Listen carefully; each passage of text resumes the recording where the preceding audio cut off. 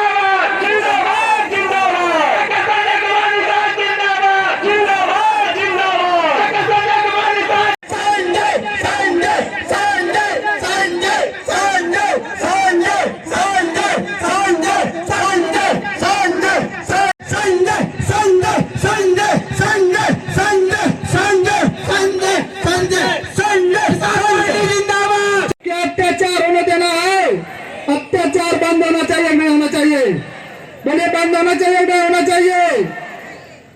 ने दिया कुछ, पंजा ने दिया कुछ, 70 साल से किसी ने दिया? तो मैं तो 2 साल से भारतीय जनता पार्टी के साथ हूँ।